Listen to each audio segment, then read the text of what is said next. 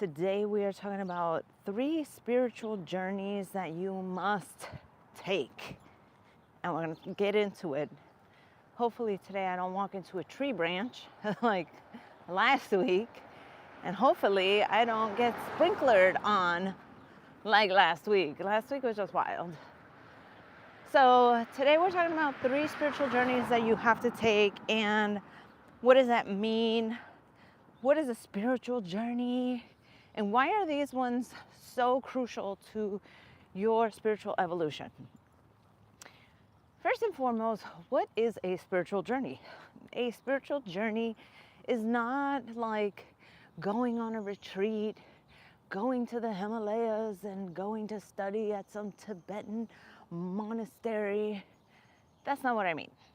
What I mean is a journey inward, a journey to really find out who you truly are. And that is a journey. That is an absolute fact that when you are born, you come into this world having a mission, having a purpose, and that is to learn who you are. So these 3 journeys that I'm about to share with you guys are, in my opinion, and the opinions of a lot of people, the most potent way to do that. So the first journey that you should be taking is a journey to marriage. What? Yes. When you are in a relationship, the person who you are with is your mirror. Now, I know a lot of people, they think, well, I don't want to be married. I don't want to get married. I just want to stay with someone, or I just want to stay alone. Well, that is a part of the same journey. Trying to figure out, why are you not with someone? Trying to figure out, what is it about, having a partner that leads you to wanting solitude? What is it about wanting to be with somebody who, shares with you, grows with you, and reflects to you who you are? Why is it that you don't want that? That's a part of the marriage journey. So a marriage journey, if that's in the cards for you right now, is one of the hardest because you are the person who picked your partner. You are the person who decided, I'm going to marry this person. You decided, this is the person that I want to spend the rest of my life with. And so by and large, you picked this journey, you selected. And that person is going to reflect to you parts of yourself that you're not going to like. That person is going to reflect to you pieces of your soul on a daily basis. And are you ready to level up your soul every single day? Are you ready to see in them parts of yourself up close and personal every single day? Now, the other piece of marriage that really tests you is servitude. I know people don't like that phrase when it comes to marriage. I know people don't like to feel like they are serving their partner, but that's what it is. We came to this world to serve. And being with someone who annoys the crap out of you, being with somebody who isn't ambitious, being with somebody and you're just like, I have to serve this person. Yes, you have to get out of your own way for another person. And that means going deep into your soul to find out, why is it that I don't want to serve this person? What is it about them that keeps me from being my full self with them? The journey with marriage is, and this is the gag, is like, You're the one who picked them, and you're like, but I didn't realize that this was who they were going to be when we got together. When we first got together, they were this one person who was so kind, so generous. They were, doting all over me. And then now, 10 years later, like, their morning breath really pisses me off. And you're thinking, why is it that, like, where's the spark gone? And the spark is still there. You're just not willing to dig deep enough into your soul to rediscover it. You haven't dug deep enough in your soul to be able to reimagine what you look like in the relationship. And that is where the journey is. It's finding out who you are. What's the version of you who is showing up in the relationship? What's the version of you that is allowing the relationship to die? Because when you start to realize that you have the power to control your world, your life, your relationships, that is so freeing. When you realize that you have the power to make your marriage better, to make your relationships better, to make your friendships better. When you realize that you have the power, your life radically changes. And yes, some people will default to, why do I have to change? Why do I have to be the one? Well, if you're on my page, you know that it's about radical responsibility. Trying to pass the buck to someone else to fix your marriage, trying to pass the buck so that somebody else fixes your life, fixes your loneliness, fixes your companionship. Like, why are you giving your power away?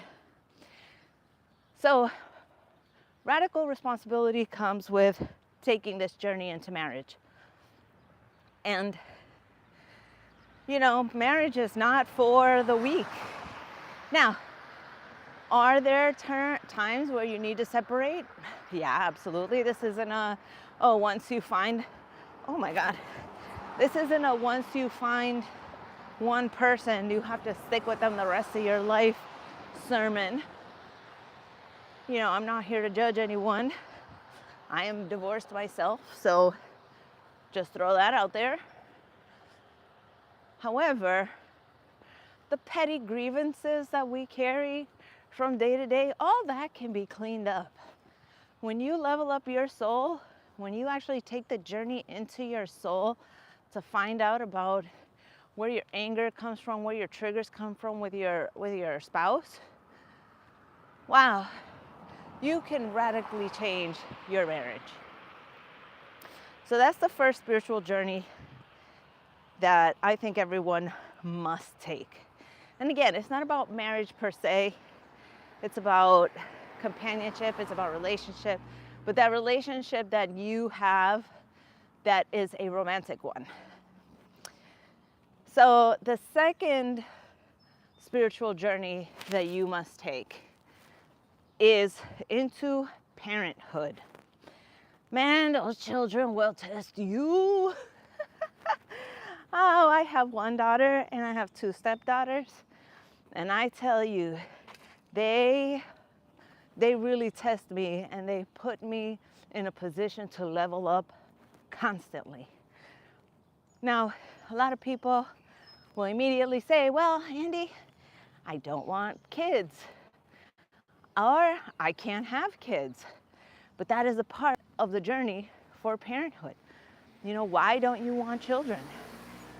What does it mean to not have children? You have to navigate that spiritually. So when I talk about how parenting is a spiritual journey, we're talking about procreation. We're talking about the act of being a parent to a child. We're talking about, so everything that has to do with that, you have to really examine. What's your relationship to children? What's your relationship to children who aren't yours? What's your relationship to giving birth? What's your relationship to having kids who are siblings? And what is your relationship to your parents? I didn't think I was gonna say that, huh? But absolutely. What is the relationship to your parents, and how are you translating that to your children? And children have a funny way because they are so innocent in the beginning, right? And because they are so innocent, they will say things that you're like, why would you say that? They will do things and you're like, why are you doing that? So the relationship with a child at the beginning is, what is your relationship to innocence? What is your relationship to those who can give you nothing? What is your relationship to those who take everything and demand everything from you? Now that is a test. So why do I say that marriage is a harder journey? Because eventually your children will grow up and be self-sufficient and leave. Eventually they will become autonomous. They will become their own little people. And yes, they will still test you, but it's a very different thing because your partner will always be there by your side every day, day in and day out. But children, they grow up, they move out, they get married. Sometimes they don't. And that's part of the journey into yourself, is to figuring out, like, why is it that I need my child to stay when they're an adult? So the spiritual journey of parenthood really tests your ability to be selfless to those who can't give you anything. Whereas marriage tests your ability to be selfless to somebody who can give to you. And maybe they're not, I don't know. So now we come upon the third journey, third spiritual journey. What is the third spiritual journey? Entrepreneurship. Man, if anybody would have told me that building a business was 100% spiritual journey, I don't think I would have believed them. I spent 10 years, or more than 10 years, as an engineer. And to me, my logical brain, A plus B equals C. You know, you go to school, you get a job, you get promoted, you make money, you retire, the end. But business is not like that at all. Business tests your spirit in the following ways. What is your relationship to customers? What is your relationship to your self-worth? What is your relationship to pricing?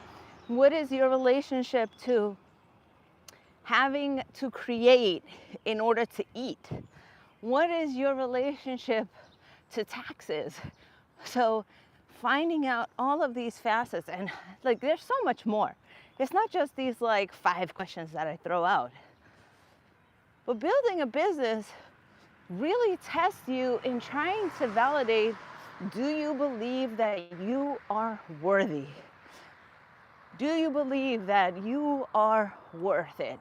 Do you believe that you can contribute something of worth outside of yourself?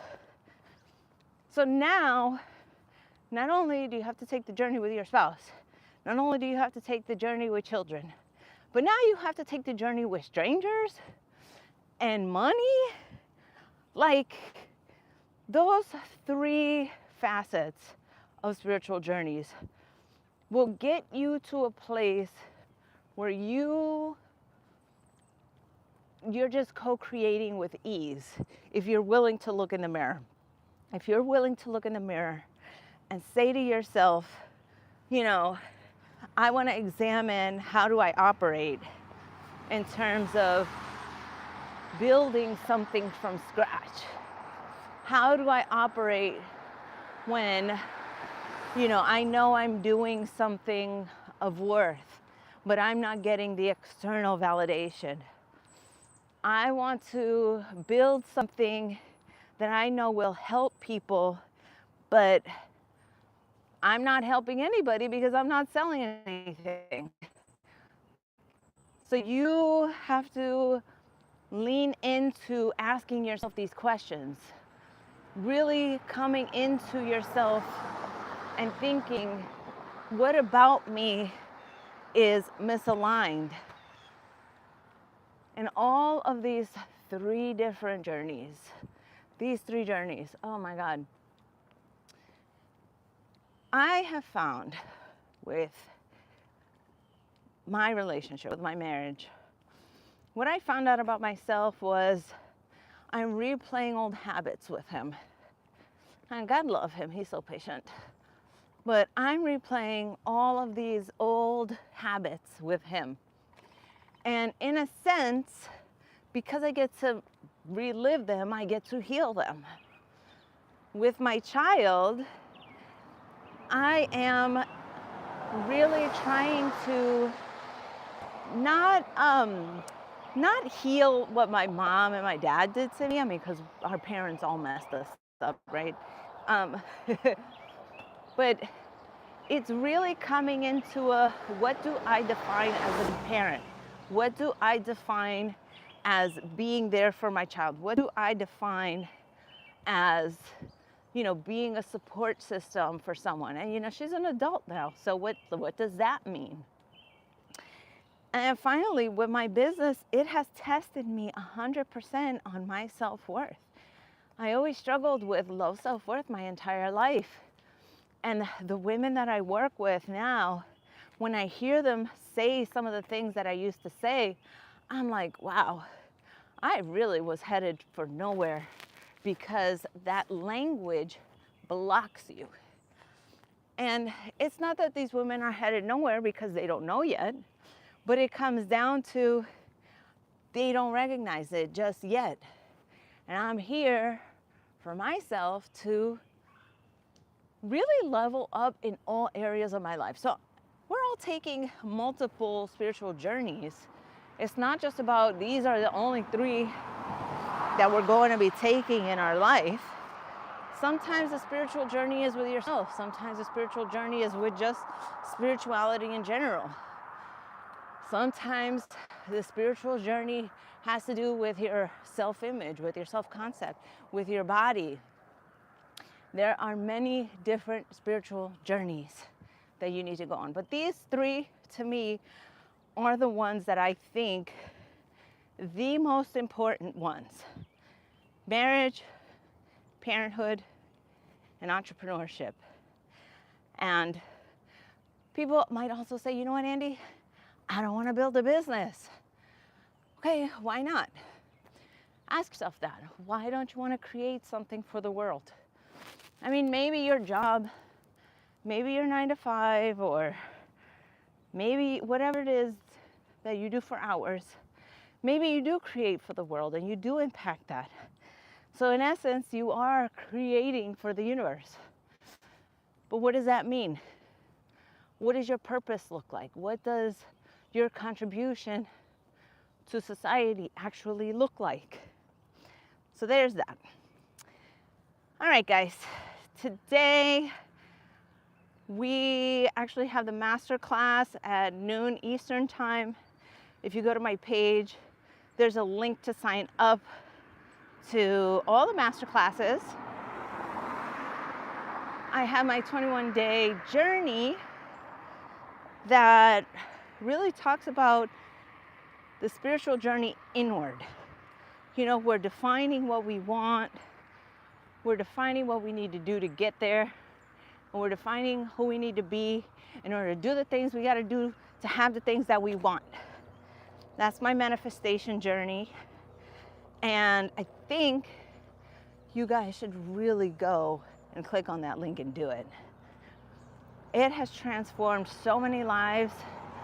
I had a client who went through the journey, and she didn't believe in manifestation, but I convinced her to do it anyways. And I was like, listen, if you go through this and nothing has changed in your life, I'll give you your money back. She said, okay. But I say, you got to do it. You got to absolutely do it. She said, okay. The second week, she went to the casino. And I'm not saying this is going to happen for everybody, okay? She went to the casino, won $14,000. Like, what? That's crazy. But it's not. That's manifestation. That's limiting the blocks. And she wasn't even working on getting money. She wasn't even working on fixing her money situations. Like, that wasn't even in the forefront. She was trying to fix her relationship with her husband. Yeah, that's another thing. The universe does not care about your logic. Sometimes you fix things with your spouse and you shake some money out of the money tree. Sometimes you fix your money and your relationship works. Sometimes you heal something with your parents and you drop 10 pounds. Like, there's no logic to it. These are just the wounds that are keeping you back from manifesting in certain areas that you don't even realize or connect the dots to. So do the 21-day experience. Let me know what happens. What sorts of journeys are you guys on? Let me know. And we'll talk next week. Love you guys.